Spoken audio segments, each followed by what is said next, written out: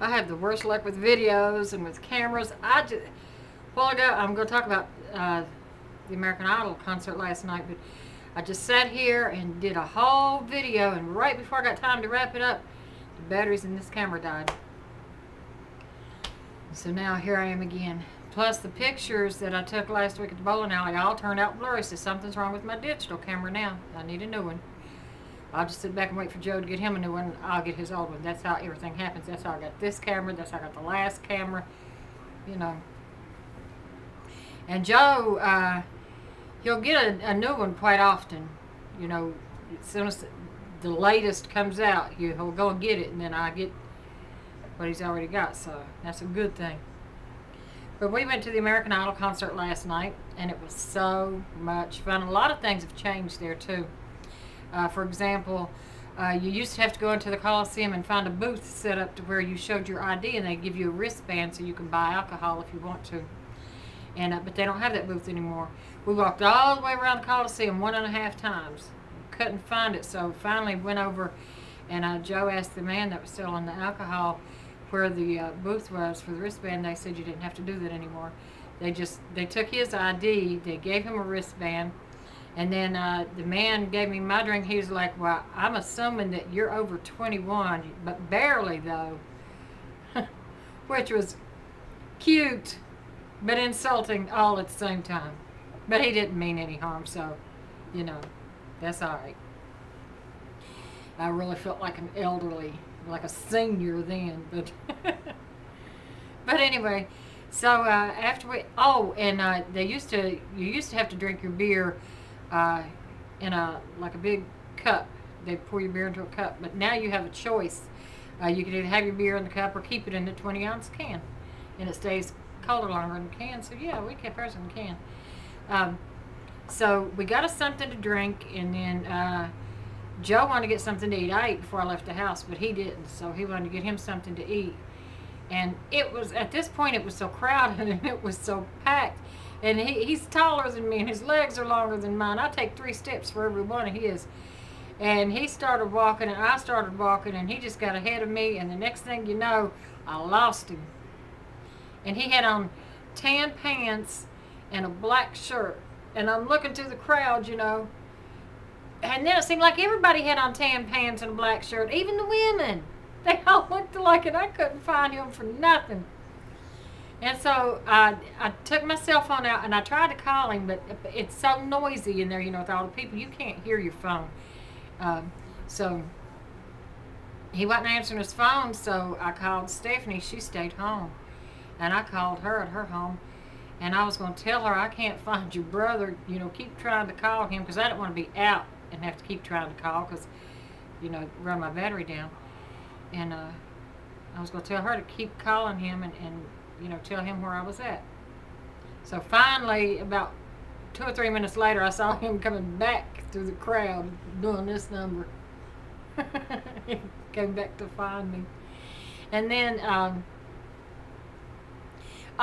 so then after he ate and we went and got us a beer.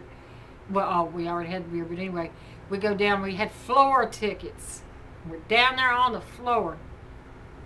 And wouldn't you know it, this big man, 6.5 foot tall, kind of sat right down in front of me. And he was about this much above me. I told Joyce, I'm going to have to lay my head on your shoulder to see shit tonight. So finally, that man, Joey finally, because Joey's tall too, you know. Joe was like, let's switch seats. You switch seats with me. And he sat down behind the tall man, and he was able to see, so that was good. But then when the show started, mostly everybody stood up anyway, so we basically stood up the whole time. And it was fun. We had so much fun. We stayed for the meet and greet, and Adam was the only one that didn't come out. And now, Joey had already given me the heads up on that. Joey said, from everything he read online, that Adam does not do autographs. And they always make up the excuse that he's not feeling well, or he has a sore throat, you know. And that's not right. You know, if you're going to put yourself out there in that position, then you need to be available to your public, because your public is your fans going to be the ones that makes or break you. You cannot do it by yourself. So, but God And then everybody was screaming for Adam. Even before the concert started, they were showing pictures of idols up here on the screen. And every time his face would come up, the crowd would go crazy. And then, I texted Debbie, and I told her, I said, you ought to hear the way that the crowd was screaming for Adam. And she texted me back and said, what's he singing? I said, he ain't started yet. But everybody loves Adam. Everybody loves Adam. And, oh, another thing, right before the show started, me and Joe was in our seats on the floor, and it was 6:45, so we had 15 minutes before the show started. And so he said that he was going to go out there and get us another beer. So he went and got us another beer, and he was gone, and he was gone, and he was gone. And I'm looking at my watch, and it's almost 5 minutes after 7, you know, and you hear a little bit of noise, you know, indicating it's about ready to start. People start hollering and stuff. I'm like, where the hell is he? And so I took out my cell phone. I tried to call him again. He's not answering. Then the next thing you know, while I still had my phone in my hand, my phone started ringing. It was him calling me. And I was looking around, and I could see him standing over here at the bottom of the steps coming down onto the floor. And there was a bunch of people, and they kept going past him. And he was standing there with his phone up to his ear. And I answered my phone. I said, what are you? I said, do you see me? I thought maybe he had got lost or whatever. He was like, do you see me? I said, yeah. He said, you need to bring me my ticket. That woman wouldn't let him on that floor without his ticket, and I had his ticket in my pocketbook. So I get up, and I go through these people, and I go up there, and I showed the woman. I said, here's his ticket. She said, is this his? I said, yeah. She said, then where's yours? I said, mine's with his. Hateful bitch. She pissed me off. But anyway, that's about all I have to say about that. And then when we left last night, like I said, we stayed out there at the autograph signing. It was after midnight before I got home. And I had to pee so bad. And then, you know, you couldn't get back in the Coliseum.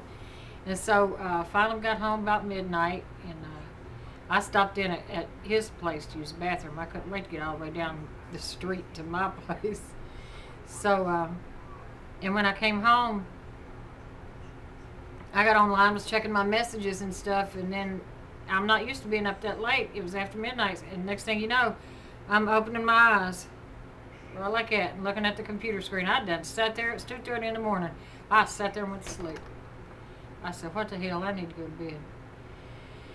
But anyway, we had a good time. I got some good pictures in my album. Check them out. And anyway, that's about all I got to say. So, till next time, bye-bye. Maybe.